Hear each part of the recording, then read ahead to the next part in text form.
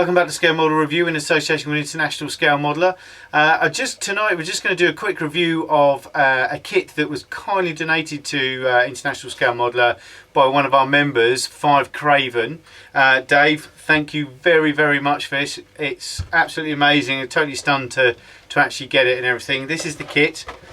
It's a Tamiya 148 German tank destroyer Marder 3M. Now this was something that was in his collection. Said he probably wouldn't bother getting round to building, and would we could he donate it to the site to get out in a competition or something like that. So Dave, 5 Craven, thank you ever so much. I mean, this is what the community is all about. This is the sort of thing that we're trying to promote. You know, all working for each other, and to have that kind of contribution, to give away a kit for nothing, is excellent. So I can't thank you enough, mate. Very grateful. Very grateful indeed. Now we're going to do a competition to win this. We haven't decided what we're going to do yet. We've got a couple of ideas kicking about. We want to make it a simple competition rather than a complicated one, and we're going to call it the 5 Craven Challenge. That's what we're going to call it, but we haven't decided what it's going to be yet. But I just wanted to, I've received this this morning from Dave, so I just wanted to get this open, get a quick review of it. So we've got a review of it on the site for you, so you can have a look at what you're gonna be winning or got a chance to win. And if you do want a chance this to win, obviously you need to pop over to internationalscalemodeler.com or intmodeler.scalemodeler.com and internationalscalemodeler.com. We've got both domain names now, and register and see what the details are, how we're going to win this. I'll hopefully pop this up at some point tomorrow, how you can win this kit. We've got a lot of other things going on at the moment at International Scale Modeler. We've got a free prize giveaway as well, which is an amazing box set, which was in my last review. All you've got to do is register and post on the thread, and you're in with a shout of that. We've also got a group build starting in a couple of days time as well. There's some amazing prizes for that come from Models Are Go, who are sponsoring all our group builds on International Scale Modeler. More about that in the next couple of days, and we'll get back to you and let you know exactly what the prizes are, but they're well worth entering for. I wish I could do myself. But anyway, so let's crack on with this. This is going to be the review for the Marder 3M. Alright. Okay, so here is the German tank destroyer Marder 3M from Tamiya in 148 scale. There's the box art. Very nice indeed. Also on the box you've got showing you 2 paint schemes there. I do like this one actually because it's a 2-tone one, which you should be able to pick up there. Apart from that, nothing else really on the box. Inside, so let's have a look. We have, let's get it all out first and then we can see what we've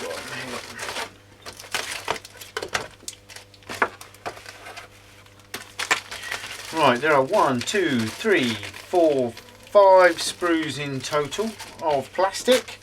So let's have a quick look at them. Now I'm going to open these carefully because I want to obviously reseal these for whoever the lucky winner is. Right, let's have a look. Now I don't know how old this kit is. I'm guessing it's 2010. It says on the sprue here, so it's not an old kit. Looking leather detail as you would expect from Tamiya, and what I've come to expect from Tamiya, especially AFVs, is a very good level of detail. Now this is 148, so it's great for a diorama of any 148 aircraft model where you want to put it in a field with a tank and maybe some figures as well. I think obviously I think that's probably more specifically what it's for. But the level of rivet detail and everything's really fine. You've got some lovely, looks like deck patterning down there. As you can see, that'll come up through. It's a bit like what I would imagine photo etch would replace on an expensive set, but that looks really nice, very detailed. Everything else as well, you've got some spare track that which is obviously sits on the front as well, which you can work out. Okay, the actual upper hull itself, again, good level of detail, all very clean and crisp, and you know, something that would be really easy to pick all of that out no matter how you do your weathering or painting, or how you want it to come out. Very nice indeed. Press marks, there's quite a few of them, but I would imagine there's nothing where you could see it. I mean, the leaf springs are nice on the suspension. They're very finely moulded as well, as you can see. There, a good level of detail again. So not bad at all, level detail wise. There's lots of rivets and bolts and things like that all over the place again, which is very nice. No flash or anything, or any hint of flash. As I said before, I don't think I've ever seen flash on a Tamiya kit. I'm sure it's out there on some kits, but if it is, I haven't seen it. So let's have a look at the next sprue. We've got a figure on this one. Looks like the Commander. And there is you've got the head, which is separate from the hat, separate from the arms, separate from the body, and there's me talking about not seeing any flash, and bam, there you are. There's some flash around the extremities of the figure, as you can see, just here, a little bit of flash around there. Figure has good level of detail, as you can see, so you should be able to pick up some nice bits on that. There's also these here, these tubes, excellent detail, go right down as well, right inside. So that's really nice. Apart from that, there's no flash on anything else. It is only just on the figure, and it's ever such a tiny amount. But apart from that, there's nothing else where. Very strange indeed. We've got the birds have just piped up. They want to say hello.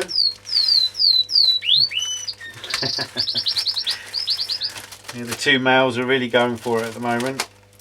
We've got another sprue on this sprue. Odds and sods, looks like some shells, rockets actually. I would imagine they would sit in those in these tubes. Maybe not, I don't know.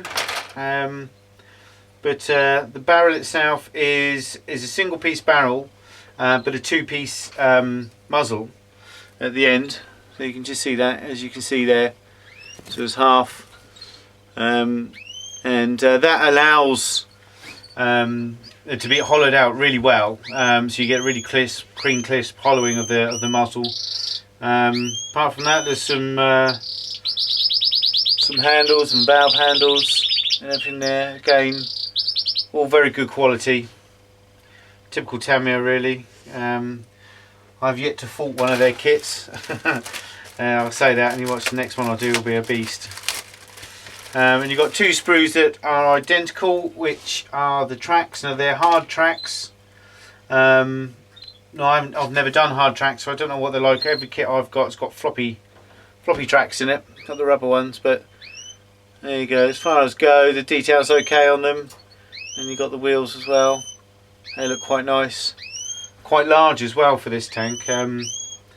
You know, the wheels are quite large indeed, but the track actually comes in sections, so I imagine you would mould that around the wheels and the idlers, which I have there. And again, nice little do. Don't forget, this is 148, so it's not going to build up much bigger than a 172 or 176, which is the Airfix one I've got going at the moment. But yeah, it's basically a mirror sprue of the other one that we've just looked at. What else we've got in here? We've got some grommets here, which I would imagine they are for. Well, there's only 4 of them, so I would imagine they've got to be for the idlers and the rear wheels and everything. Maybe those, it moves on those. That's the only thing I can think of for that. We have also got 4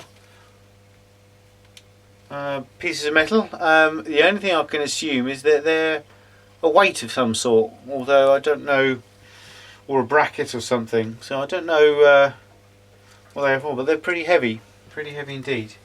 We'll have a look in the instruction manual in a bit. We've also got the decals. Let's have a look. We'll get them out for you. As with all AFVs, very small amount of decals.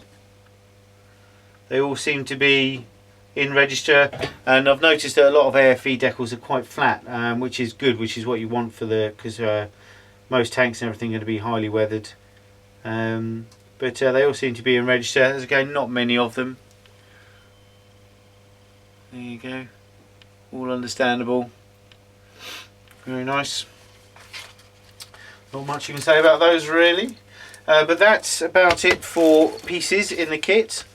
You've then got the instruction manual. Now it's kind of like not an A4 but not an A5 either. It's kind of in the middle. It's I'd say an A5.5 size piece of paper.